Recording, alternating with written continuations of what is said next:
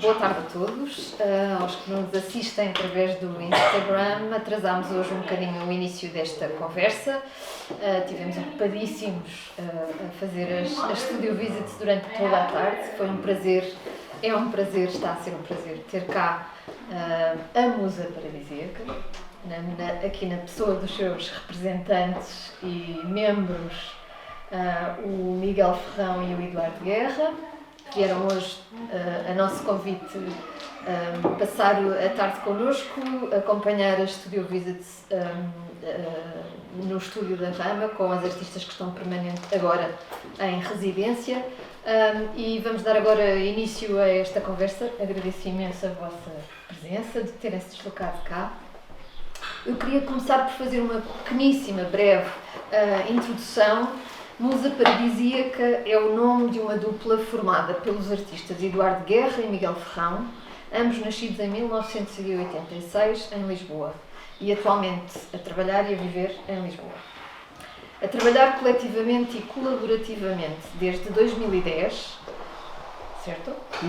Têm apresentado o seu trabalho em contextos individuais e coletivos em Portugal e internacionalmente, destacando-se as exposições na Fundação Carlos Gulbenkian, na Fundação Serralves, na Fundação Carmona Costa e no MAT, em Portugal, e também internacionalmente no FRAC des Pays de la Loire, em Nantes, na Haus der Kulturen der Welt, em Berlim, na Fondation d'Entreprise Pernod Ricard, em Paris, ou na Whitechapel Gallery, em Londres. Explorando tensões e problematizando o papel do autor no contexto do trabalho colaborativo e participativo, valorizam nos seus projetos a presença da oralidade e do diálogo e a integração de diferentes perspectivas e competências oriundas de entidades praticantes muito diversas. Bom, isto foi assim uma pequeníssima, curta, breve e muito sintética introdução. Haverá imensas experiências que passaram até agora pelo vosso percurso que não estão partidas nesta pequena introdução, claramente. Eu queria só que começássemos pelo início, percebendo que vocês tiveram, e tendo acompanhado nesse início, os vossos percursos individuais. Vocês foram ambos, creio, participantes no prémio BES Revelação, certo? Ainda como artistas individualmente, em vosso nome. Como é que surge esta ideia, de repente, não foi de certeza de repente, como é que surgiu esta vontade de formar, em primeiro lugar, uma entidade terceira, que é outra coisa que não o Miguel individualmente e o Eduardo individualmente, e porquê chamar-lhe Musa Paradisíaca? Sim, bem, obrigado pelo convite.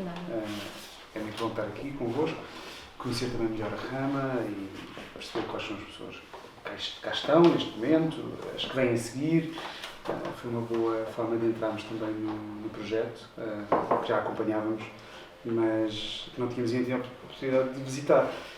As tuas perguntas são enormes, são duas perguntas grandes, porque são assim, perguntas que muitas vezes ocuparam aquilo que nós decidimos dizer sobre o que somos e o que fazemos em conjunto.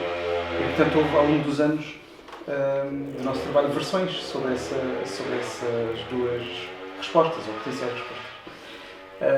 Mas começamos pelo o mais fácil. Não é? O mais fácil é nós conhecermos estudando pintura em Lisboa, nas Belas Artes, e nessa altura percebemos mais ou menos imediatamente, embora com um ano desfasados, que trabalharíamos juntos, provavelmente depois dali. Não sabíamos exatamente como, mas de uma forma muito intuitiva fomos entendendo os projetos uns dos outros, como calculo que aconteça a muitas pessoas na mesma condição, e fomos percebendo que havia um núcleo forte de pensamentos e de vontade de fazer que nos unia. Isso fez com que trabalhássemos, às vezes em coletivos de uma forma, outras vezes de outra, que participássemos em projetos mais expositivos, por exemplo, ainda em nome individual, e que chegássemos a esse ponto que tu mencionaste, que foi o facto de nos termos candidatado sem sabermos individualmente ao BES, na altura da relação, em 2010, e temos sido selecionados individualmente, também sem o sabermos e de forma desfasada, para apresentarmos peças e projetos individuais. Se é verdade que esse momento foi um momento natural e calmo para nós, sob o ponto de vista das diferenças que existiam entre os nossos trabalhos, também foi um momento de esclarecimento sobre o que poderia vir a ser um futuro próximo, que seria de estreitarmos colaboração, percebermos inícios e fins de projetos em conjunto, que é uma coisa que não acontecia sempre. Mas nessa altura também foi um momento em que nos separámos temporariamente. O Eduardo tinha ido para uma residência capacete no Brasil e tinha lá ficado bastante tempo, creio que 6 meses, mais, um ano mesmo, e eu tinha passado um tempo também importante, com idas e vindas, em São Tomé e Príncipe, um projeto que também estávamos a realizar nessa altura. Estávamos eu e um grupo, a que o Eduardo também se juntou um pouco mais tarde, e quando regressámos dessas 2 idas, percebemos claramente que estávamos num lugar muito próximo e que havia que juntar esforços, talvez, e perder egos. Não sei, tu costumas acrescentar uma coisa sobre isto dos egos, não sei se é importante para ti ou não, mas o início foi essa amizade, é verdade, e uma certa familiaridade na forma de pensar e fazer. Ou seja, metodologicamente havia processos que eram de alguma forma comum, embora os resultados pudessem ser comuns. Sim, para mim foi muito claro quando... Olá a todos. Quando estávamos nesse ano em que estivemos longe, lembro-me de estar no Rio de Janeiro e lembro-me de falarmos várias vezes durante essa estadia e estávamos sempre preocupados com as mesmas questões, não apenas com questões conceptuais e abertas, mas estávamos sempre muito sintonizados na forma de... Foram mantendo contacto e acompanhando o que estavam a desenvolver, cada um à distância. Esse é o ano em que há a primeira performance da Musa. Quando estou eu no Brasil e o Miguel coordena aqui em Lisboa a primeira performance da Musa, que foi uma leitura mais ou menos encenada na Galeria Quadro para um cabeçudo, para uma cabeça de uma marioneta. Bom, não interessa que entretanto andávamos a tentar compreender, mas acho que é difícil perceber que os nossos percursos expositivos começaram ao mesmo tempo que uma coisa talvez um bocadinho mais profunda começou, que é começámos a perceber que o trabalho que tínhamos para fazer passava por uma reflexão sobre o discurso e sobre a oralidade e sobretudo sobre a conversa. E sobre a conversa como uma espécie de fenómeno, não é? O que acontece quando conversamos. Há sempre esta ideia de que, a priori, podemos dizer o que quisermos em qualquer contexto e somos agentes do nosso próprio discurso. E para nós começou a ser óbvio que não era bem assim. E à medida que vamos trabalhando juntos, os anos passam e cada vez mais estamos cientes de que não é de todo assim. Não é? As opiniões, sobretudo as mais lógicas, as menos vividas, tendem a polarizar-se muito rapidamente, tendem a ser quase como um objeto em si mesmo. E começámos logo nessa fase pelo início do projeto, que foi um projeto online, que é uma espécie de projeto editorial, na verdade, onde convidávamos pessoas com quem conversávamos, gravávamos essas conversas eram transcritas, editadas, reeditadas, depois voltávamos a gravar em formato de monólogo e depois fazíamos uma espécie de streaming no nosso website, em que deixávamos disponível durante um tempo esta espécie de monólogos, que eram uma junção de vozes diferentes numa conversa, num novo formato. E aí especificamente na forma como de repente a linguagem se transforma em oralidade e nesse processo da conversa, não é? De ação, reação, pensamento a acontecer live, em direto, interessava-vos isso ou interessava-vos também tudo aquilo que está para além da questão da oralidade numa conversa? Ou seja, estamos a falar de conversas que eram presenciadas, não é? Eram fisicamente as pessoas estavam no mesmo contexto, vocês e as pessoas. Havia com certeza coisas a acontecer para além da questão da oralidade. Isso também vos interessava ou não? Porque isso depois não era vertido, era? Não, na altura ainda não. Na altura estávamos mais preocupados com uma espécie de tradução do evento, tentando criar uma espécie de alavanca naquele evento em que ele pudesse deixar de estar constrangido por figuras e por individualidades e pudesse erguer uma espécie de novo discurso. Quase como se conseguíssemos fazer um snapshot de uma conversa. O que é que seria o espírito daquela conversa e não propriamente quais os agentes e o que é que têm para dizer. Isso era uma ideia assim. Ou como. Ou como. O como passou a estar presente um bocadinho depois. Portanto, o início do nome, respondendo à segunda pergunta, o nome começou porque andávamos numa dinâmica de grupo com outras pessoas, mas começou também, quer dizer, como vários inícios, começam como uma espécie de equívoco, mas o nome é quase uma parábola para o que tentamos fazer, no sentido em que é um nome, é uma nomenclatura latina para uma espécie botânica, portanto vai buscar a Linnaeus a descrição daquilo que é uma bananeira, portanto, e ao mesmo tempo é mesmo um nome datado, com um certo espírito positivista e com um certo espírito de controle sobre a realidade, e ao mesmo tempo a paródia sobre esse excesso de controle era excitante para nós, portanto acabou por ficar. O que é que nós fazemos? Essa reverberação exótica de uma espécie que não é uma espécie do vosso contexto era uma coisa que vos interessava, porque ela está lá, não é? O nome é uma anedota. O nome é falso. Todos os nomes talvez possam ser falsos em alguma instância, até porque são invenções dadas, não é? Invenções atribuídas. Este nome é um nome realmente prova de uma falsidade, de uma leitura errada, de um erro, de um mal-entendido, de um grande equívoco. Porque é um nome criado para descrever um conjunto de espécies exóticas, claro, trazidas de forma abrutalhada, é o termo, para um contexto que lhes era externo. E esse nome é um nome que serve para descrever uma espécie que, na verdade, deveria representar um conjunto de outras. É uma espécie universalizante, de alguma maneira. É um nome que tem tanto de cómico e de estranho como de agressor, de alguma maneira, não é? Porque não pertence a lado nenhum, é uma invenção, e, no entanto, essa invenção impõe, de alguma maneira, um contexto. E o contexto era, o Linnaeus só tinha tido acesso a uma espécie de banana, não é? A partir desta especulou que outras existiam, através de descrições e de outros meios de comunicação falíveis, não é? E pretendeu esclarecer uma circunstância que, na verdade, ficou tudo menos esclarecida, mas durou dezenas, se não centenas de anos até ser esclarecida. Musa paradisíaca é a descrição técnica, terminológica, não é? De uma variante de banana que não existe. É uma espécie de híbrido, um híbrido inexistente. Isto é uma explicação longa para dizer isto é uma anedota sobre linguagem, não é? As palavras interessam, mas também interessam quando falham, realmente. Isso. Quando são cómicas, porque são risíveis por si próprias, não é?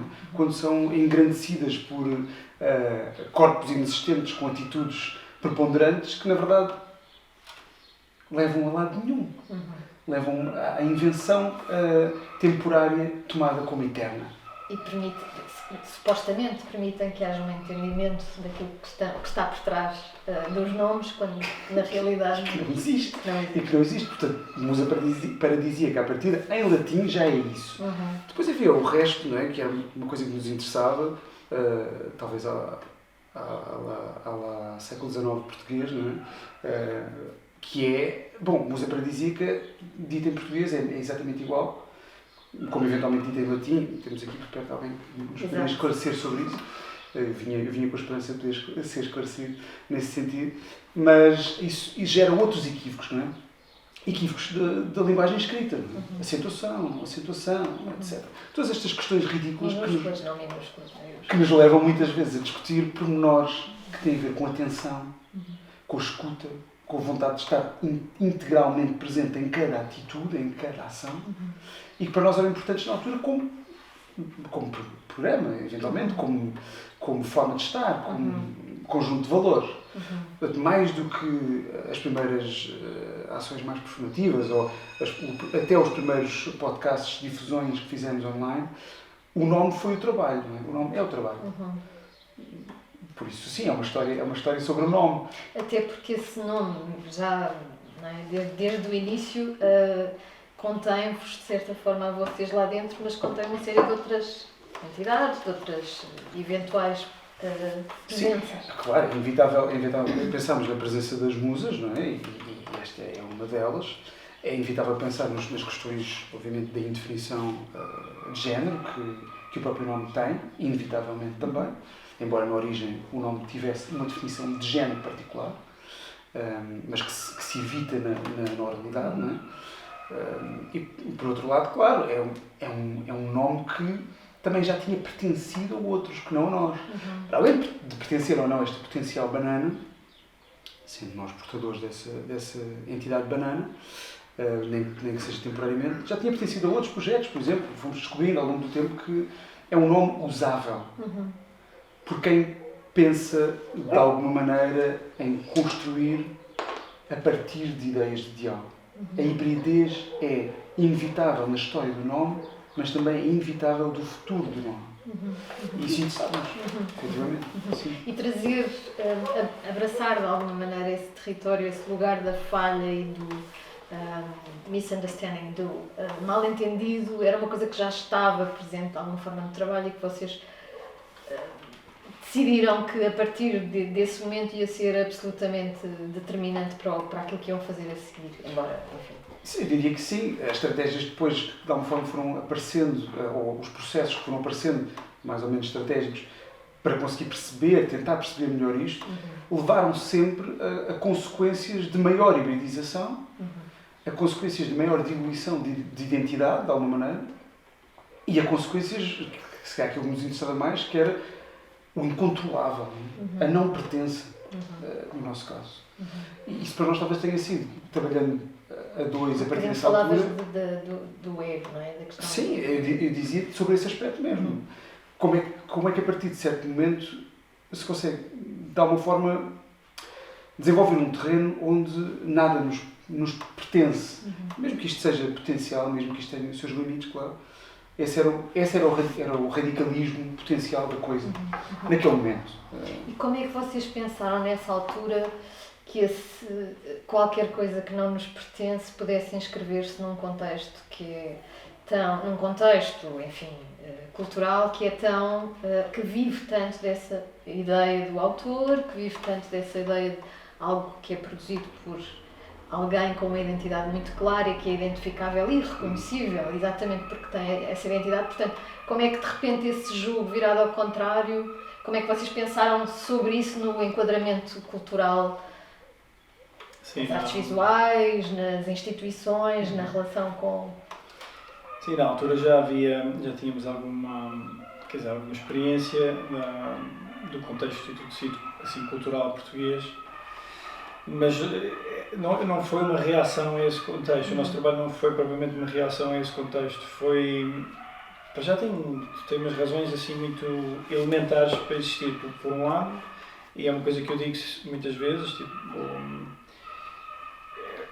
este projeto permite uma coisa, e esta forma de estar permite algo que não é assim tão fácil encontrar no terreno das artes plásticas, que é um lugar para uma certa privacidade e recolhimento, ao mesmo tempo que se consegue ter um conjunto de valores definidos que são comunicáveis e passados para fora. Eu não sei também porque o contexto das artes plásticas acha tão estranho este tipo de trabalho. Não percebo bem a estranheza, porque não é propriamente inovador e novo. Isso também sempre estranhei, mas mostra sim que há uma... Mas acham que porventura poderá ser uma espécie de reação a um posicionamento mais do que ao trabalho? Ou seja... Não, acho que muitas vezes tem a ver com a construção daquilo que é um preceito autoral, não é? Aquilo que significa um autor em pleno direito. E nós não temos assim, tanta tradição de cooperação e de trabalho em conjunto, no sentido mais largo. Temos isso no terreno, Pelo menos no não âmbito do dessa design. forma, não é? Que é um pressuposto, que é um critério que à partida define a vossa metodologia, a maneira como partem para cada uma das coisas que estão a pensar fazer, eventualmente produzir. Ou seja, é um fator definidor, muito definidor da vossa metodologia e é assim que vocês decidiram que querem trabalhar e que vos faz sentido trabalhar, não é? Porque entendido pelo contexto e pelas instituições de uma outra forma e não como muitas vezes pode ser visto, não é, como, ok, é uma colaborações há em todo o lugar, toda a gente colabora, isso não é afirmado, não é? Isso não é afirmado como processo, como metodologia que é definidora de seja o que for que resulte dali. Sim, há um conjunto de especulações. Porque as colaborações são coisas, não é? O artista, a partir do momento em que está a usar uma determinada matéria, está necessariamente a colaborar com a matéria e a matéria está a colaborar consigo. Portanto, esse processo existe sempre, não é? A minha questão é que no vosso caso é muito, até eticamente, é muito claro à partida de que a questão da minha vontade sobre a matéria para que resulte de uma determinada forma não é nada daquilo que vos interessa. Não, isto é mesmo uma oportunidade e uma forma de estar que tem em consideração a procura a procura constante de uma alteridade. Ou seja, se estávamos a falar há bocadinho da Studio Visits, que é, quer dizer, se o meu trabalho é uma afirmação de mim enquanto sujeito, então pareceu-nos a nós e parece-nos a nós uma extrema limitação daquilo que podemos fazer. Há campos de ação onde isso se torna mais útil, como o serviço social, como o ensino, como a política, não é? E permite-nos exatamente fazer isso, não nos escusar de pertencer a esses terrenos todos da sociedade civil. No entanto, a produção de arte ainda permite uma coisa e uma liberdade que, quer dizer, que nós queremos tomar por inteiro, que é a possibilidade de encontrar alteridades mesmo dentro de nós e dos valores atribuídos e dos contextos atribuídos de nós por nós ou dos outros por nós. Esta é uma procura limitada, porque é feita sempre por pessoas que têm um lugar na sociedade bem definido, seja porque somos homens, seja porque somos brancos, seja porque somos pais, seja porque somos educadores, eventualmente, todos estes papéis desempenham um papel ativo na sociedade civil e na vida. Mas encontramos a nossa forma de trabalhar, pelo modo como conseguimos alcançar outros, chegar a outros, inspecionar uma certa realidade, onde nós, obviamente, não nos podemos escusar dela, permite-nos perceber que a existência tem terrenos muito mais ambíguos e que essa alteridade está produzida mesmo em nós próprios, individualmente e em conjunto. Portanto, há uma espécie de busca, não por um sentido de exotismo no sentido original do termo, mas por uma noção de alteridade. E isto, em última instância, é uma missão humanista, no sentido em que tenta olhar para a diferença sem que ela seja apenas uma diferença longe de mim. Tenta olhar para a diferença como algo em que eu posso tocar, em que eu posso fazer alguma coisa por ela e com ela.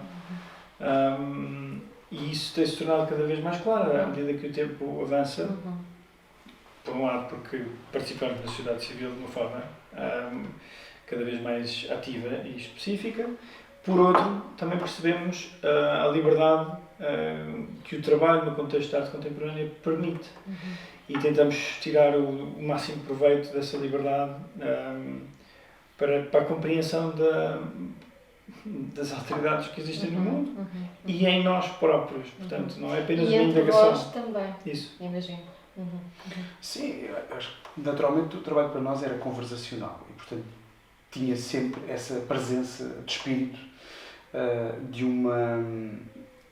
não uma confluência, mas pelo menos uma participação na linguagem do outro mais próximo. E, portanto, era relativamente simples, prático entender a divisão, a distribuição do trabalho, não como uma divisão, mas como uma aceleração.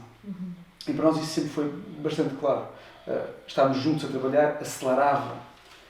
Claro que acelerar, não compreendes à partida para que direção é que estás a acelerar, não é? A aceleração acontece para onde? Para quê? Claro que com a idade com que começámos a trabalhar os dois, e a idade com que começámos a colaborar, parte da energia que levou à colaboração tinha precisamente a ver com o facto de querer sentir energia, não é? E portanto, durante algum largo tempo, penso eu, o que motivou tudo o que nós fazíamos foi aquilo que se pode dizer, pode descrever como uma espécie de drive de contínua expansão, de contínua substituição, de contínua progressão. Eu acho que a direção, durante muito tempo, foi para a frente. Creio que, de há uns anos para cá, a direção não é para a frente. E também não é para cima. Nós não estamos movidos por propulsores. Nós não estamos movidos, não estamos a criar escadas. Nós não estamos a incendiar o chão dos outros, não é? Nem a verticalizar. Não é vertical. É verdade que se já houve momentos em que quisemos desaparecer ainda mais do que desaparecemos no nome, ou seja, como que no limite distribuindo esta prática por outros, abdicando esta prática para outros, todas essas versões foram e vão sendo ponderadas sempre. Não é? E portanto nós estamos sempre no limite, se possível, dentro daquilo que são os limites que nós conseguimos criar, não é?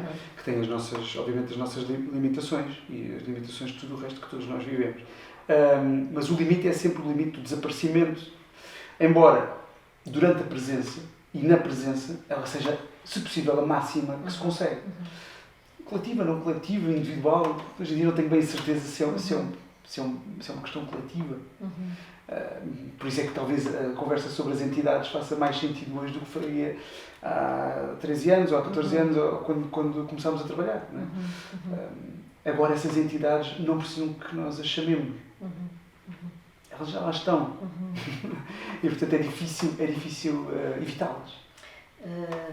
Estas entidades querem dizer colaborações com outras pessoas, certo. influências de lugares que visitamos ou que conhecemos. Sim, vocês foram construindo uma espécie de léxico de relações que foram, não é? Ficando estabelecidas, cultivadas, alimentadas e que, não é? À vez vão voltando a elas. E que demandam elas próprias, que têm demandas próprias. Isso tornou-se muito claro a partir do momento em que a vontade e o desejo sobre determinada prática ou produção de uma prática surge de outros lugares, mesmo que eles estejam próximos por serem aqueles que estão próximos, torna-se outra coisa. Claro que, obviamente, sobre nós que damos a cara, sempre damos a cara, sobre a prática é evidentemente nossa, não é? Mas não é uma prática em nome próprio. É uma prática que tem propriedade lá dentro, mas não é em nome próprio. É um pouco essa a questão. Sim. A palavra colaboração às vezes é um bocadinho limitada porque parece que são individualidades que se juntam numa missão conjunta para tirar o melhor partido das suas próprias situações e daquela situação. E às vezes há uma dimensão disto que é muito relacional, portanto que às vezes não tem grande lógica institucional, no sentido em que... E que não prevê um resultado à partida, não é? Ou que não pressupõe a criação de um resultado, não é? E que trabalhamos falhamente às vezes. Precisamente. No fundo, tem que ter questiona-se a si própria a possibilidade. Tem que ter esse lugar, claro. Isso é obviamente um clichê, mas é importante que dê espaço para falhar. Falhar em conjunto comporta outro tipo de responsabilidades, não é? Isso é outro clichê, mas... nós não temos só responsabilidade por nós próprios, não é? Temos responsabilidade um pelo outro. Essa é a primeira questão a pôr em cima da mesa.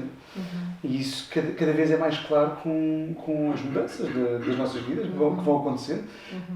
Se calhar a mais recente, mais determinante, de facto, de sermos pais, faz com que tenhamos, de certa maneira, de perceber essa responsabilidade mais alargada.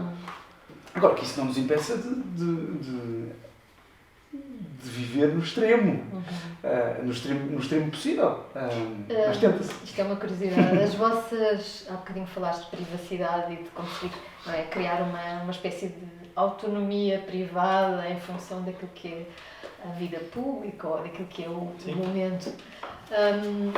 Como é que essas vossas privacidades, os vossos, se não quiserem não respondam, como é que a vossa vida familiar, por exemplo, ou as vossas relações familiares constituem também elas esses elos que se estendem à musa, ou que podem estender-se à musa? Por um lado, eu acho que, dependendo da familiaridade que outros têm com as entidades de família que tu mencionas, alimentam especulações. São um alimento para especulações muito grandes.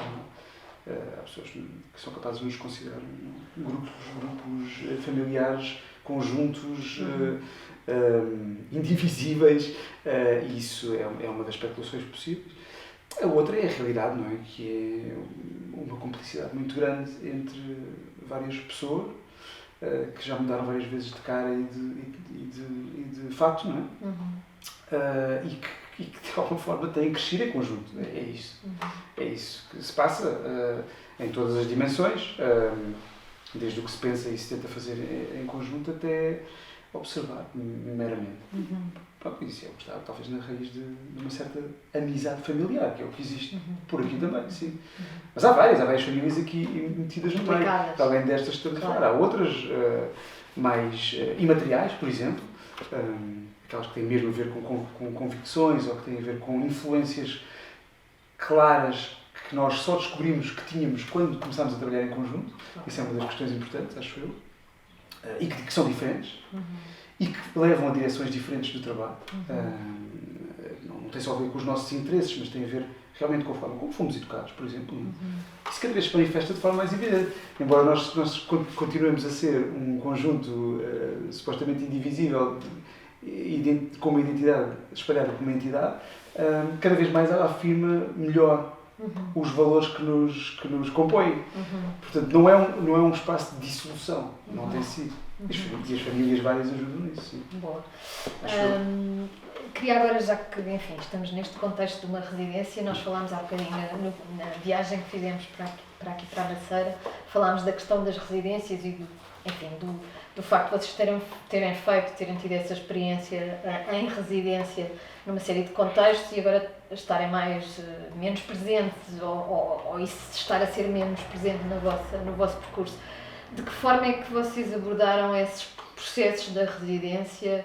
Enfim, se quiserem pensar em um ou dois exemplos daqueles como é que elas tiveram, que papel é que elas tiveram ou que poderão ter no vosso processo?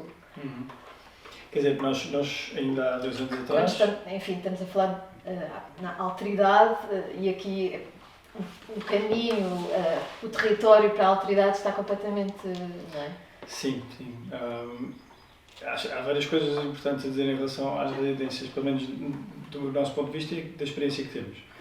Nós começámos saindo de uma formação artística, começámos a fazer algumas residências nos termos em que as residências se põem, no sentido em que a pessoa candidata-se a X meses no estrangeiro, recebe uma bolsa, essa bolsa tem de chegar para o tempo, muitas vezes há ou não há vontade de produção de obra no final. Portanto, esse é um contexto mais ou menos normalizado daquilo que uma residência é.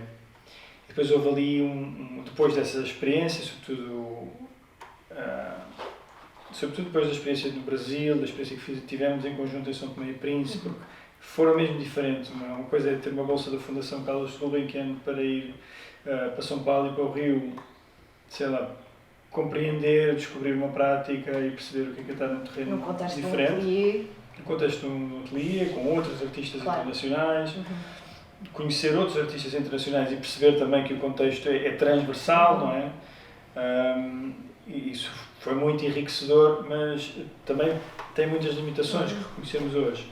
E quase que simultaneamente, ou pouco tempo depois, um programa que montamos todos em conjunto e que nos levou a São Tomé e Príncipe pelo menos 3 anos seguidos para fazer aquilo que se precisou de chamar uma residência, a falta de melhor nome, Mas que foi uma coisa, uma iniciativa Foi uma vossa. coisa, uma iniciativa nossa, construída de raiz. Nós aí começámos a perceber que nem sempre os termos das residências nem sempre Formais, tradicionais. nos serviam. Portanto, houve um período grande a seguir a isso em que decidimos não fazer residências nesses termos e por isso reagir até um bocadinho contra essa forma de estar, sobretudo na separação das relações, na separação da família, na perda de uma certa individualidade, na perda também de uma certa privacidade. E para nós sempre foi importante construir tudo e não simplesmente construir uma parte da nossa vida.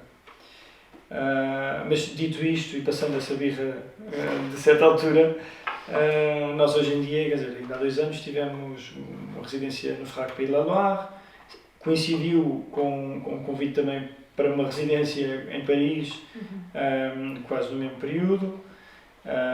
Estiveram na Coreia também? Estivemos na Coreia do Sul. Sim.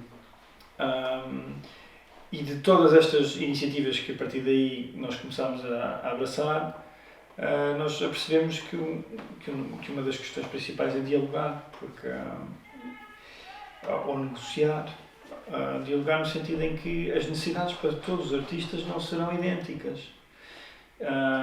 Isso acontecia logo de imediato pelo facto de sermos 2. Muitas vezes nos diziam, ok, vocês são uma dupla, mas só vão receber por uma pessoa, porque só temos verba para uma pessoa. Ou um quarto. Ou um quarto para 2. E nós tínhamos de dizer que não éramos um casal. Um quarto é comum. E chegou uma altura em que começámos a perceber, espera aí, nós para trabalhar não é isso que precisamos. Neste contexto, para fazer o melhor trabalho que temos para fazer, propomos outras necessidades. Então começámos a ter esta atitude um bocadinho mais proativa e que a maior parte das vezes tem uma resposta mesmo positiva das instituições, mesmo quando é um desafio. Raramente a resposta é um não definitivo. E quando é, quer dizer, é mais um não. São vários os nãos e eles são garantidos, não é? Então vocês diriam que hoje em dia a vossa prática continua a passar muitíssimo por estes processos que acabámos de conversar há bocadinho, mas o facto de estarem baseados num contexto que vos permite ter a vossa privacidade e salvaguardar as vossas relações familiares, e, enfim, toda a vossa presença na esfera pública enquanto cidadãos, isso tudo está garantido? Esse é o território mais favorável para poderem trabalhar hoje em dia, ou que vos garante uma certa estabilidade para poderem desenvolver o vosso trabalho da melhor forma? Vamos ver. Vamos ver, a questão é complexa. O nosso trabalho não foi sempre igual, não será sempre igual, como é óbvio. Muda muito frequentemente, às vezes mais frequentemente do que nós até gostaríamos. Hoje falávamos sobre isto, sobre a criação de linguagens, ou a manutenção de linguagens, ou o hacking das linguagens, não é? Ou, quer dizer, essa hipótese de trabalhar como bombista, não é? De si próprio. É uma atitude. Tem os seus limites, tem as suas dificuldades. E consequências. E consequências. E tem realmente consequências. Eu estou cada vez mais convencido que tem, de facto, consequências. O grande trabalho que eu acho que existe aqui, se numa primeira fase é negociar, perceber, tentar demandar, mudar, alterar, participar em alguma mudança, ser, no fundo, uma influência proativa em relação a uma série de estruturas estabelecidas, vamos sempre tentando fazer isso o melhor que conseguimos, seja como artistas, seja como professores. Acho que há sempre uma tentativa de influenciar de alguma maneira, como provavelmente todos nós, mas de influenciar de alguma maneira as estruturas estabelecidas. Agora, acho que tem consequências na viagem que o trabalho faz. A viagem que o trabalho pode fazer, não é? Territorialmente, temporalmente, etc. Acho que há condições que estão hoje em dia bastante determinadas por estruturas, quer estruturas institucionais, quer estruturas menos institucionais, que determinam a forma como as coisas circulam. E eu penso que nós, quando não podemos, por uma ou por outra razão, ou não queremos, por uma ou por outra razão, participar em determinada condição estabelecida por uma estrutura, nessa circulação, estamos a criar impedimentos a essa circulação. Se eu acho que isso é viável e favorável, não. Não, sinceramente, não acho que seja viável ou favorável. Mas é uma consequência É uma que está consequência. na vossa mira, quer dizer, Absolutamente, que sim. entendem Que é que é legítima, reconhecida. legítima e claramente existente.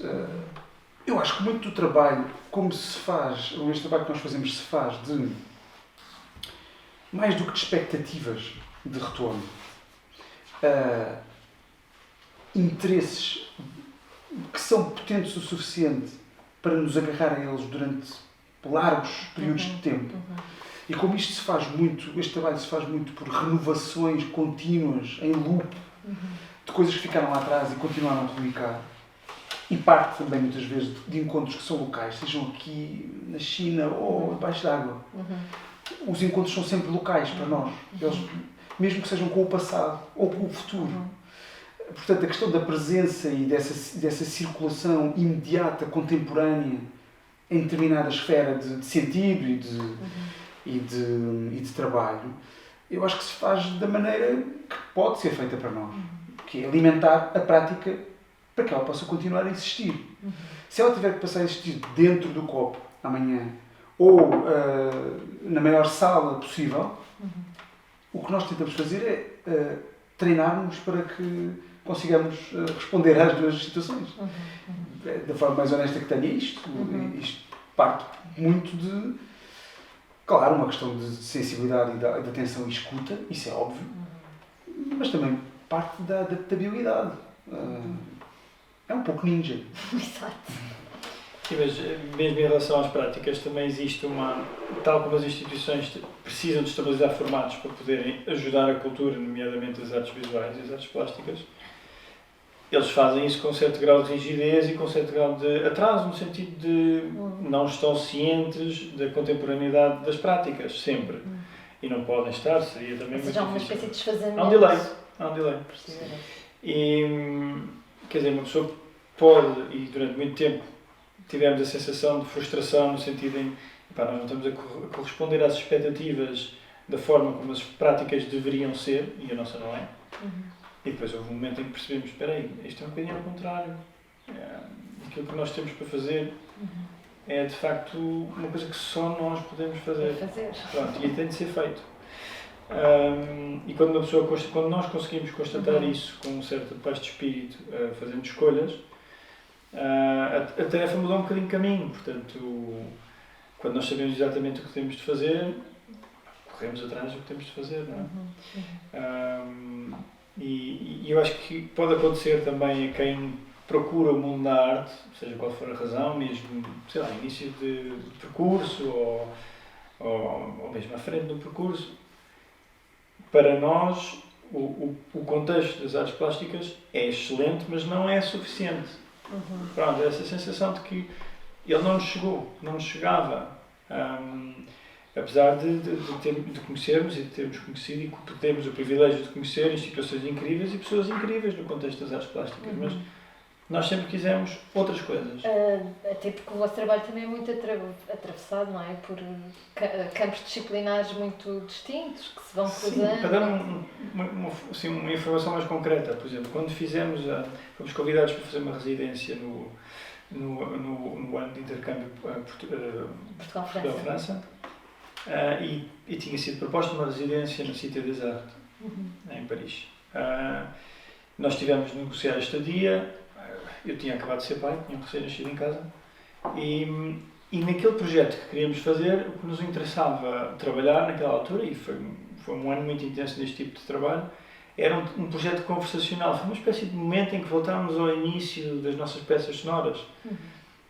Desta vez com uma atitude bastante diferente, mas o que era importante para nós era gastar recursos e conhecer pessoas e a gravar conversas. Não era muito importante termos um estúdio com 4 salas e uma chave, ou com 4 paredes e uma chave. Era mais importante ter um apartamento em Aubervilliers e ter alguém que de facto pudesse coordenar todos estes encontros e perceber a nossa intenção. E, portanto, isto foi compreendido, foi escutado. E, a nosso ver, foi o melhor que aconteceu. Portanto, os recursos foram canalizados para o que era importante fazer naquele momento. E cada vez mais tentamos estar cientes do que é que nós precisamos de fazer. Nem sempre vai ser o que as pessoas querem ver, nem sempre o que nós queremos ver, mas estarmos de facto focados no que é que nos importa e o que é que nos move. Sim, isso agora...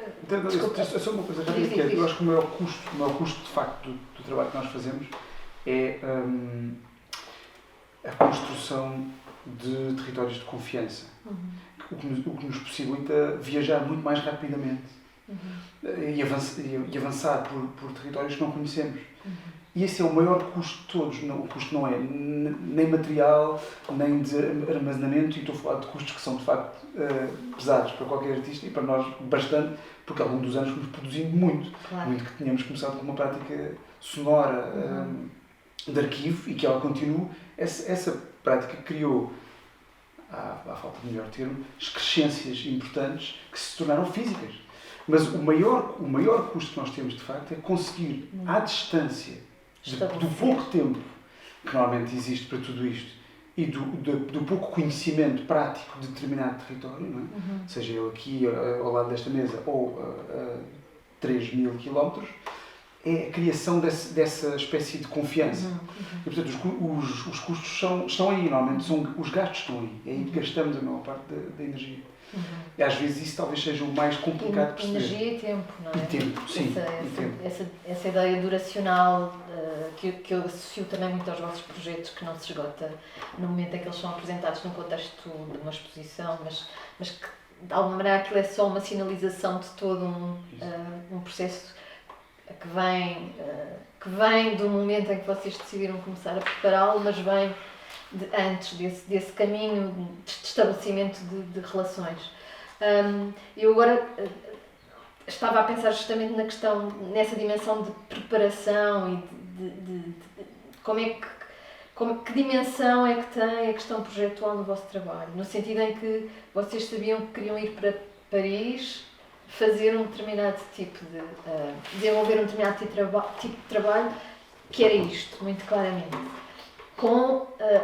Visando um determinado tipo de resultado, ou aquilo era uma espécie de motor para um processo que estava a iniciar-se e que poderia eventualmente resultar num... Acho que a metodologia é sempre a mesma, é de uma espécie de guião aberto. Ou seja, sei lá, mesmo com a escultura acontece isto.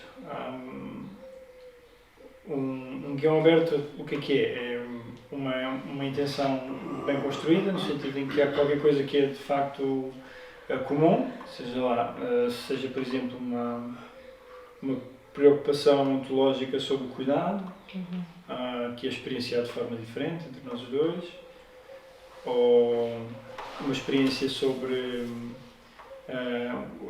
noções ontológicas, sobre a noção de propriedade.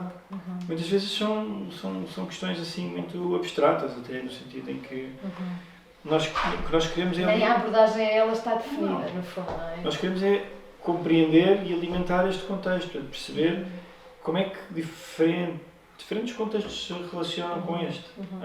No caso, por exemplo, desta residência de que falámos, em Aubervilliers, por exemplo, estávamos obviamente preocupados com noções de diplomacia e como é que a diplomacia pode ser encontrada nos lugares mais recónditos. Cultural. Esta diplomacia no sentido mais abrangente possível. Quando eu digo ontológica, é no sentido de o que é que define a noção de diplomacia. Isto levou-nos a encontrar pessoas muito diferentes umas das outras. Levou-nos a encontrar um spin doctor, que é alguém que escreve discursos políticos. Levou-nos a encontrar alguém que trabalha para a Câmara de Aubervilliers e que tem um trabalho super importante com a imigração e também com refugiados no contexto francês, e sobretudo parisiense. Levou-nos a conhecer outros artistas também. Portanto, qual é o outcome disto tudo? Na altura sabíamos que iríamos trabalhar numa peça sonora porque havia um compromisso institucional de ter um output, não é? Portanto, iam preparados para registar estes conversar, estas conversas. Isto é um guião aberto, porque nós nunca conheceríamos estas pessoas. Sim, não há um storyboard definido que os planos são estes. Às vezes são muito ridículos. Eu lembro-me de ver guiões do género. Eventualmente precisamos de um jardineiro. pronto, isto é uma coisa super absurda, mas na experiência de cuidado de um jardim, há noções de autoridade. Portanto, como é que nós podemos conhecer uma realidade que nos parece à partida tão diferente da nossa? Sim, ou um dono de uma empresa, por exemplo. Ou Um CEO de uma marca, ou o produtor de um conteúdo para eventos, por exemplo. Às vezes pode parte, obviamente, de preconceções e de noções muito abertas, muito vagas, até sobre determinado território. Estou a pensar, por exemplo, no que fizemos em Nantes, não é? E no facto de da Loire. Havia um contexto para nós, que era muito óbvio, será para qualquer pessoa que pense naquele território, penso eu, que é o território do berço da língua. Do berço de língua, não é? Do berço de língua universalizante, neste sentido. E nós vínhamos, claro, a pensar no Val do Loire, etc. Tudo isso. Então, claro, aqui queríamos falar sobre propriedade. Mas, bom, quando nós queremos falar sobre propriedade e perguntamos a alguém, como perguntamos, do local, com quem podemos falar sobre propriedade, é mais fácil que essa pessoa, de repente, nos leve a um entrepreneur, não é? Local, alguém que desencadeou o valor, que criou um negócio, não é? Do que propriamente irmos ter com um linguista específico. Portanto, é esse filtro que muitas vezes existe no trabalho, que é completamente invisível, até porque tem que permanecer invisível, porque, uma vez mais, se essa palavra é confiança ou se é outra, se essa confiança não existir, porque se for publicitada, também passa a ser outra coisa, passa a ser uma espécie de autoridade. E esta presença nunca pode ser uma autoridade. Portanto, o trabalho muitas vezes passa por aí, uma certa adaptação a partir de um guião muito largo, com uma direção, mas muito largo ainda assim, onde cabem imensas coisas. E depois, lembro da última pessoa que participou connosco estas conversas, quando nós as temos para gravar, somos nós, os dois, e mais alguém que está. Pode haver até alguém que queira estar, mas que não participa habitualmente. Não por nós dizemos, mas talvez seja pela forma como atuamos nas conversas. A última pessoa que ficou no meio disto terá sido Miguel Amado, curador, em Nantes. E eu lembro dele ter dito qualquer coisa depois desta conversa e de ter dito qualquer coisa mais depois de ouvir a peça. E dizer, é um mundo de diferença, de distância inacreditavelmente grande entre aquilo que eu esperava reconhecer por aquilo que eu ouvi naquela conversa e aquilo que acabei por reconhecer naquilo que foi o output, que não era o mais óbvio. Portanto, muitas vezes há um trabalho que parece ser, e foi, acho que em certas circunstâncias, tomado como um trabalho social, sociológico da nossa parte, que é bastante mais plástico do que isso. Portanto, há uma caixa, eu acho que ao longo do tempo até agora, destes anos de trabalho, caixas onde o trabalho foi enfiado, porque tem que o ser, muitas vezes, não é? Porque percebo que assim tenha que o ser, mas muitas vezes essas falham enormemente, mas falham redondamente. Mas são só nomes. Divertido. Acontece. São só nomes. Não, achei curioso agora teres falado dessa questão da filtrar, uma espécie de filtro, não é? Que depois permite que o resultado, o output, seja uma outra coisa que até pode estar muito distante à partida, ou que aparentemente pode estar distante desse primeiro. E onde é que ficam as coisas que não passam nesse filtro, para vocês? São privadas. Ok. Sim, são privadas. São muitas vezes as histórias que nós alimentamos entre nós para reviver determinado aspecto. Elas são isso. O resultado da apreensão daquela peça por vocês será sempre muito distinto de qualquer experiência que o espectador possa ter. Sim, também por isso. Sim, também por isso. Sim. E cada vez, quer dizer, e ela é construída para ser percebida pelo espectador daquela forma e não de outra.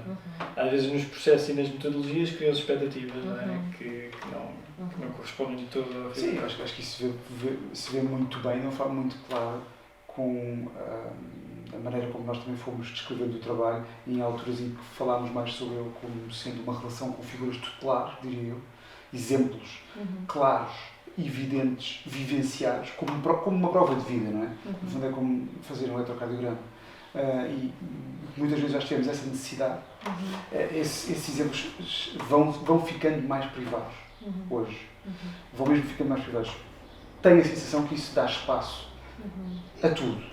A tudo. Ao trabalho, a quem se cruza com ele e a nós também. E acho que a nós também. Vou só terminar com uma questão em relação à última coisa que eu vi, a última experiência que eu tive numa exposição vossa, que foi na Apple Box 2023, creio eu, ano passado. Naquela instalação com o título Solar, vocês ali voltaram à questão sonora, voltaram a afastar de certa forma as imagens ou a deixar as questões da representação visual bastante fora do trabalho, embora as imagens estivessem lá e pudessem ser obviamente produzidas por quem estivesse disponível para as produzir, não é?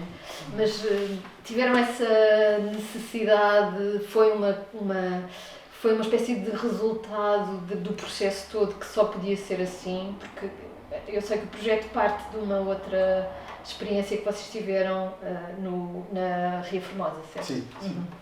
Uma das coisas espetaculares da Appleton Box é que é um lugar mesmo de experiência. Portanto, a primeira coisa que sabíamos é que queríamos fazer, ensaiar uma coisa nova, no sentido em que criámos condições para esta forma de olhar. Estávamos também a convite do João Chaves, da Balaclava no Ar, com quem costumamos colaborar, que na verdade é nosso consultor, e um grande agradecimento ao João, obviamente. E queríamos mesmo perceber, que já andamos há algum tempo a fazer uma série de investigações com ele, em torno daquilo que são os mídias e da forma como nos relacionamos com ele. E havia mais um convite neste projeto, que foi, nós trabalhámos em conjunto e também em colaboração com a curadora Cláudia Pestana, e portanto é mesmo um ensaio em vários aspectos, e isso levou obviamente a pensar em várias coisas. Uma delas foi, eventualmente até a atitude curatorial da Cláudia levou-nos a olhar para trás, para essa peça sonora que marca um bocadinho um regresso a estas peças sonoras. É a primeira, que foi produzida no contexto da Boca, 2021, um convite da Silvia Gomes e do Ricardo Fissardo. Desculpa, eu às vezes falho. E nessa peça nós tínhamos já ensaiado esta metodologia de conversar com pessoas, de editar conversas, editar o que é dito e criar uma instalação. Portanto, para a Ria Formosa criámos uma peça chamada Solar Boat, que na verdade são fragmentos sonoros que são passados numa travessia na Ria Formosa até à Ilha Deserta, na ida e na vinda. Portanto, são uma espécie de cruzamento entre paisagens sonoras e paisagens físicas. As paisagens sonoras são uma espécie de delírios descritivos, onde várias personagens vão entrando e que se vão referindo à noção de transitoriedade em vários aspectos da vida, seja da existência, seja da mudança de estados, seja da relação com o outro. Há vários sinais desta noção de transitoriedade. Quando voltámos a olhar para essa peça, para a instalação na Appleton Square, e dentro da investigação que andávamos a fazer com o João Chaves,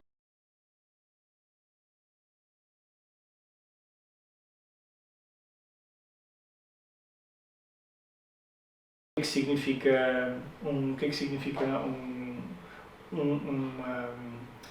um dia solar, o ciclo solar, o que é o círculo circadiano, como é que nós podemos interferir sobre isso. Portanto, aqui uma série de ideias de transitoriedade que nos levaram a uma espécie de laboratório de ensaios. E talvez até pela atitude assim bastante rígida do João, que ele é sempre uma pessoa bastante feroz e intensa, conseguimos todos encontrar um modo e uma forma de trabalhar que implicou, literalmente parece que não há grande intervenção sobre o espaço, mas tivemos de fazer uma instalação trifásica no espaço da galeria. Portanto, levámos para lá 12.000 watts de projetores antigos, de lâmpadas incandescentes, portanto com uma produção de calor brutal, física mesmo, térmica mesmo. Sim. E em frente portanto, estes projetores são 6 ou 12 projetores apontados para uma parede, com 3 headsets Bluetooth que passavam fragmentos desta peça sonora. qual é que é o resultado e o que é que aconteceu, de facto? Porque foi mesmo excepcional e é mesmo importante haver lugares de ensaio deste tipo e de experiência. Nós experimentámos a escuta face às limitações físicas da luz. Ou seja, com tantos watts apontados para uma retina, qualquer par de olhos se quer proteger. E a sensação de calor não é confortável para toda a gente. Mas de repente a escuta, e pela negação da visão, há uma espécie de audição visual. Portanto, há uma espécie de ampliação que acontece. É um fenómeno estudado, não é? Sinestésico. Sim. E por isso há uma espécie de projeção visual através do som. E foi uma forma de perceber se estas peças sonoras podem existir noutro contexto, como é que elas podem surgir, como é que nós pomos em prática experiências novas sobre elas. Portanto, foi mesmo um lugar de ensaio. Mas elas no barco, esta peça sonora no barco, era audível? Numa coluna? Sim, uma coluna para todos ao mesmo tempo, não é? Incluindo para quem estava para fora do quem barco. estava fora, para as plantas e para os animais e para a água, né? Claro. E para aquele contexto todo. Portanto, era uma viagem efetivamente para fora, de dentro para fora. Aqui havia esse processo contrário, claro, e havia esta coisa que eu acho que é extraordinária para nós, que é receber a experiência imediata da criação de imagens e de visões, não é? De outros. Isso foi muito evidente e tornou-se ainda mais evidente depois nós temos percebido que isto não se chamava só abode, chamava-se só soar, não é? Só havia, a presença era de um para todos, não é? E não tanto de um caminho feito dentro de determinado veículo. E por isso foi um dos momentos de experiência que temos tido com estas duas pessoas, na verdade, com o João Chaves e com a Cláudia Pestana, que têm trabalhado connosco muitas vezes em projetos que não são realizados. A maior parte do trabalho que nós fazemos com o João Chaves há vários anos para cá é o do teste experimental total do limite da tecnologia. Portanto, tem sido um consultor para nós, no fundo. Na verdade, que nós podemos ser muitas vezes obcecados por determinado estudo tecnológico, e somos, em algumas questões, provavelmente em todas as que marcaram o trabalho até agora, mas com ele fazemos esta coisa, que são projetos utópicos, que onde têm normalmente resultado vários anos depois. Existir um espaço desses, não é só além do espaço da Apple, como ser um espaço que vem um convite também do João, não é? E da Paula Cláudia, existir esse espaço de poder experimentar efetivamente, tecnologicamente, com as condições que o artista individual não terá, não é? Por si só. E com o conhecimento? É extraordinário, isso é realmente incrível, mas depende da tal de certa confiança. Precisamente, mais um estabelecimento de uma relação de confiança, não é? Muito bem. Eu quero abrir agora aqui a conversa aos presentes para colocarem questões. Não sei se vocês têm alguma questão, com certeza. Eu tenho, na verdade, vocês talvez já meio que já tenham respondido, mas se calhar se fosse possível aprofundar um pouco mais. Eu acho que aquilo que me deixa mais curiosa na vossa, em termos de colaborativo, de serem duas pessoas que trabalham em conjunto e fazem projetos em conjunto, é mesmo no que toca a quando estão perante projetos, quando estão perante no processo em si intenso do projeto, seja ele qual for, como é que vocês lidam quando eventualmente... Porque é normal que às vezes haja uns que puxam mais para uma pessoa e outros que puxam mais para uma outra, não é? Ou seja, deve ser muito interessante trabalhar isso em conjunto, encontrar esse balanço, e deve-se crescer muito a fazê-lo. Mas a minha questão é como é que vocês lidam quando de repente há um de vocês, um dos elementos que não está tão dentro do processo como o outro. Não sei se isto acontece sequer, eu não sei, eu imagino que aconteça, eu nunca trabalhei assim com alguém durante tanto tempo, ou sequer pouco tempo.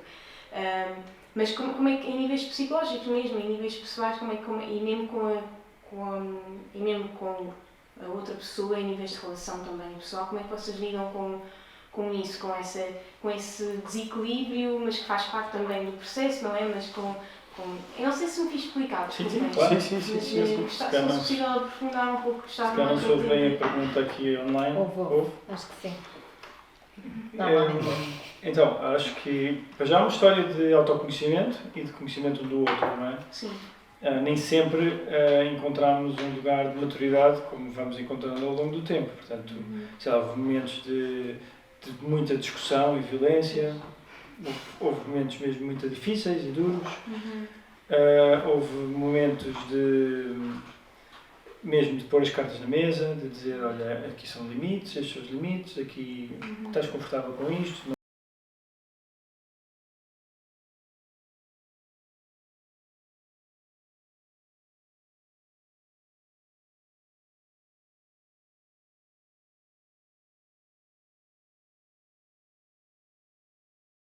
Esta é a primeira regra. Tipo, a ideia de que cada um vai maturar as suas coisas para o seu... Não. É preciso mesmo conversar sobre as coisas. Portanto, essa é assim a primeira questão. Construído este processo, que é uma coisa meio misturada entre autoconhecimento e conhecimento da outra pessoa, e vamos percebendo os limites um do outro e vamos percebendo, obviamente, quando é que nos tornamos um desconforto para o outro, ou o contrário, não é? Portanto, isto é suportado também por uma grande amizade. Obviamente que a amizade também pode ser provocada e rebentada com fatores exógenos, com pressões exteriores. Mas, estranhamente, há assim umas regras que para nós foram sempre elementares, que foi, nós estamos a construir isto apenas para nós? Não. Portanto, aí já se cria um precedente, ou seja, não há um grande interesse de eu vir com uma ideia genial para o estúdio, se não houver nada a fazer com ela. Entendes? Tipo, não vale a pena o Miguel vir com uma ideia acabada para o estúdio se não há nada para fazer com ela. Portanto, a maior parte das vezes interessam-nos mesmo as coisas que estão inacabadas e aquelas que são incómodas e que persistem e que tu possas pôr ali. Há bocadinho falávamos da questão do boicote e do auto-boicote, não é? Dessa persistência em processos que se auto-boicotam e que vocês também procuram, de certa maneira, integrar. Sim, isso é uma coisa que acontece frequentemente, não é? Faz parte do processo. Claro que há interesses, não é? Mais específicos, talvez de um e de outro, certamente. Mas eles acabam sempre por falhar nessa instância. Não duram muito tempo. Primeiro porque eu acho que, à partida, no momento em que nos encontramos, a coisa de facto funciona a um terceiro nível. E, portanto, eu posso passar semanas a dedicar-me a determinada coisa e ter resultados satisfatórios. Se calhar, noutro contexto, consideraria tudo bem, está feito, ok, está ótimo. Não é? Chegar com, sei lá, uma versão de uma exposição, mas já um projeto específico, uma versão de uma exposição, acontece frequentemente. Eu chegar ao estúdio com uma versão de uma exposição. Essa versão não dura normalmente até ao fim daquele dia.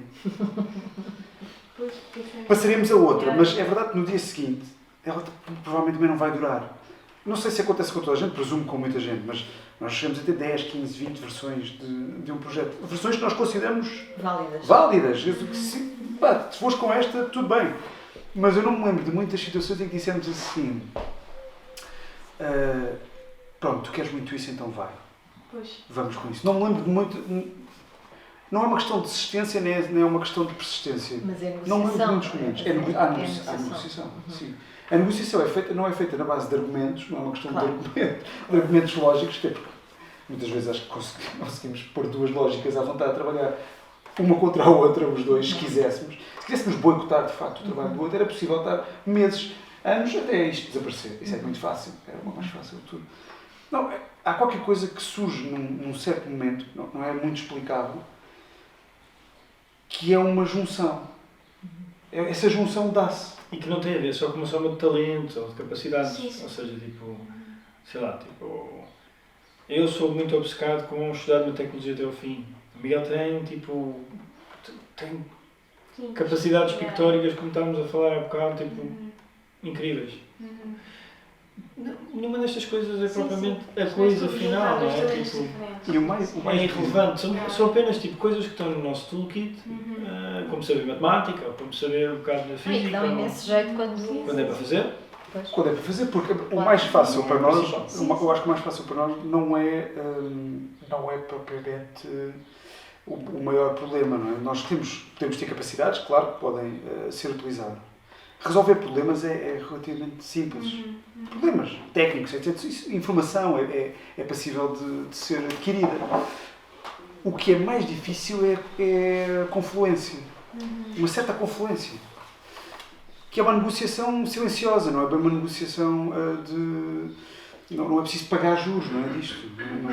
Essa confluência é uma coisa que é encontrada, ou seja, vocês têm algum tipo de mecanismo que já reconheçam que pode eventualmente permitir ou facilitar, mediar esse encontro dessa confluência, desse momento em que...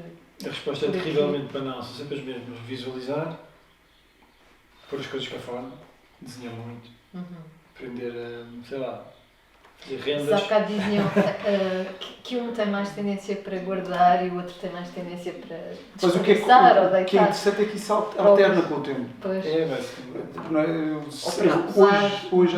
Hoje acho que o Eduardo é muito mais próprio e específico e claro com palavras e preocupado com isso do que eu. Há uns anos atrás era exatamente o oposto. Exatamente o oposto. Não tem nada a ver.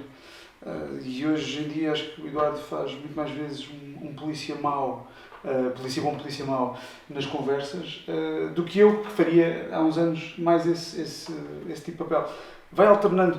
Muitas vezes não tenho bem a certeza já o que é que pertence realmente a quem. Porque a musa tomou conta das vossas personagens. Aí acho que sim. Não é? Nesse sentido, cada vez mais há uma despersonalização, há um afastamento das personas definidas. Eu cada vez mais tenho a sensação que isto é uma questão que, quando transposta para outros universos que não da criação artística, parece de uma enorme simplicidade, e no terreno da arte parece um desafio. Eu não compreendo bem porquê. Acho que é também... Quando dizes outras áreas, sim, eu acho que, por exemplo, na investigação académica, fosse qual fosse a área, seria preocupante também. Mas, por exemplo, no âmbito do design, historicamente, há estúdios... Sim. Ou na arquitetura. Ou na arquitetura. Absolutamente. Ou na engenharia, por exemplo, ou mesmo em música. No cinema. No cinema. Na E de repente estamos a falar do contexto das artes visuais, às vezes sinto um bocadinho que isto não é a questão mais importante de todas. Quer dizer, não desmerecendo que é importante dar um testemunho sobre isto, obviamente, mas quer dizer, é uma relação de confiança artística, de empatia, de amizade. Sim, as perguntas sobre quem começa, quem acaba, esse tipo de perguntas, não é? Que é muito natural, não é? Quem é que começou, quem é que vai fazer, quem é que consegue, quem é que não consegue. São um bocado... Posso só dizer uma coisa, eu estava agora a pensar, eu acho que o que é mesmo interessante é que, de certa maneira, o vosso projeto é quase uma performance constante, no sentido em que vocês têm ideias e a vossa obra vive na junção entre duas mentes a pensar numa só ideia. Ou seja, podiam-nas desenvolver individualmente, isso não está em questão, mas é como se de repente toda a vossa obra, o vosso projeto, a vossa colaboração é a obra em si. Por serem duas mentes que estão a pensar numa mesma coisa e essa obra, essa ideia é altamente alterada por serem duas mentes a pensar a mesma coisa. Então é quase como se fosse, desculpem, agora estou com a performance, é como se fosse uma performance constante.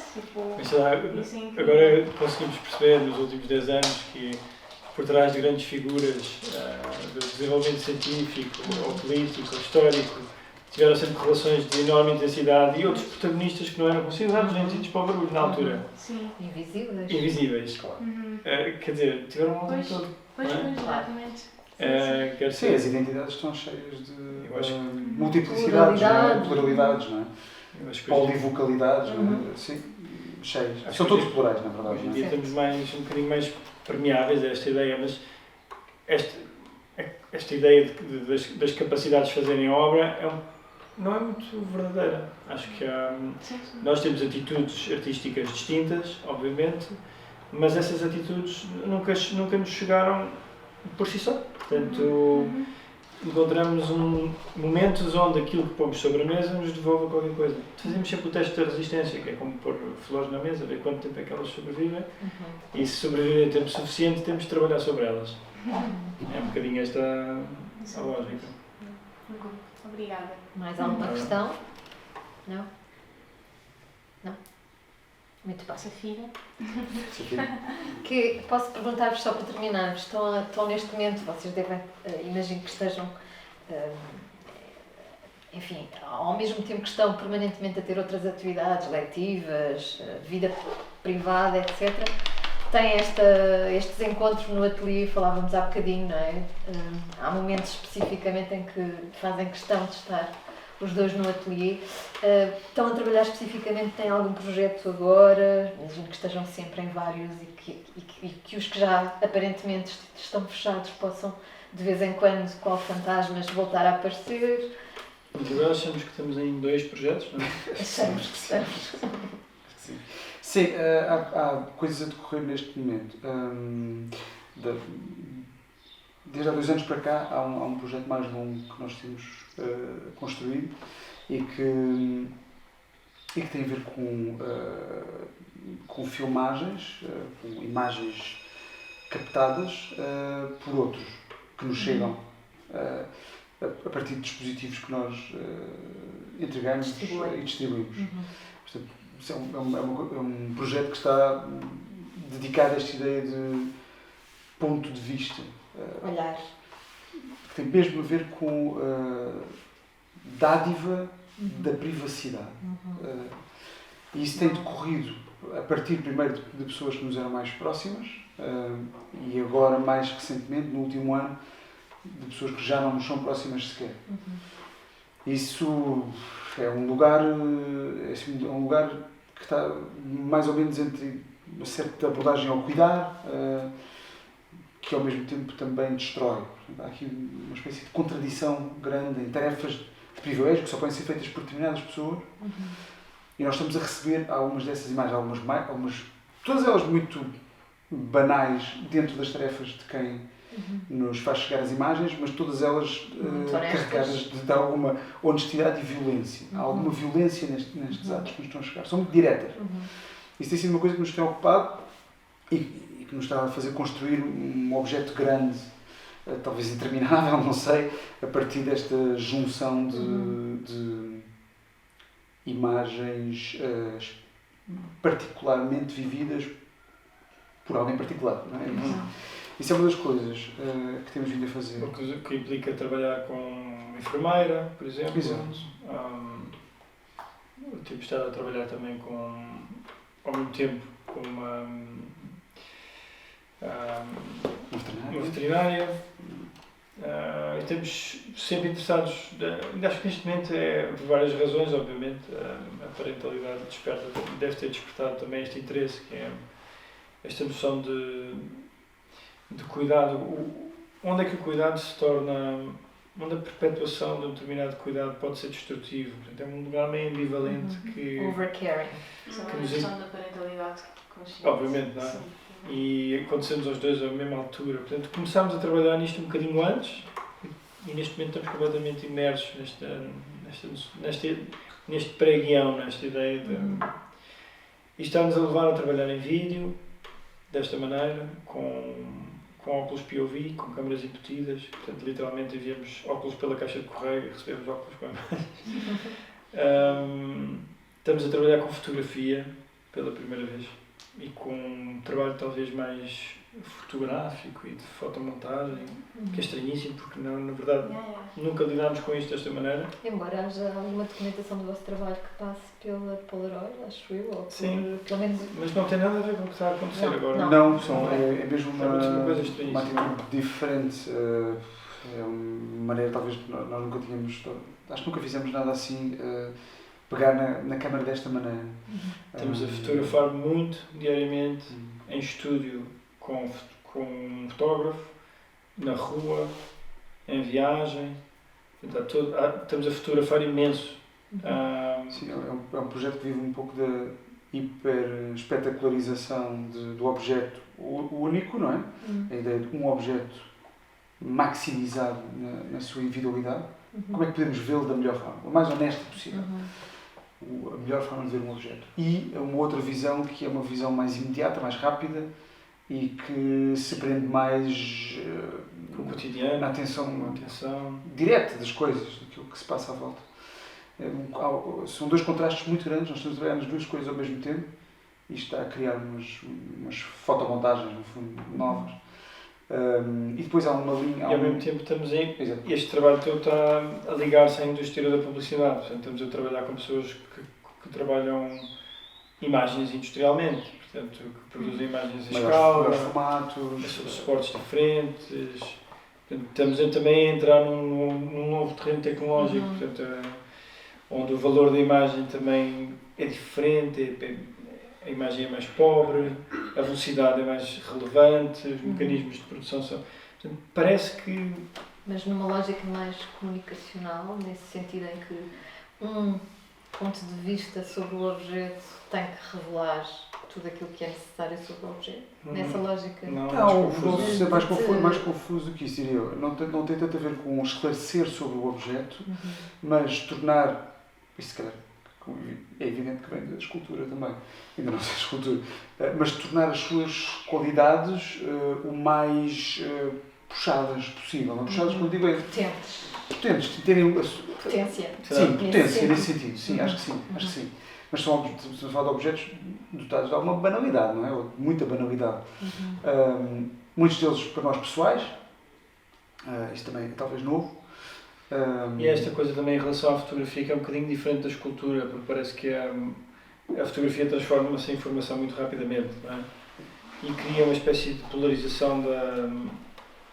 Tipo carga elétrica, quase. As imagens podem ser positivas ou negativas, e como trabalhar o attention spam, quer dizer, que é o nosso, hoje em dia, dentro deste contexto. Portanto, estamos sempre a trabalhar com polos opostos dentro da mesma imagem, não para criar terrenos de neutralidade, mas tipo mecanismos que sejam um bocado curto-circuitos, na verdade.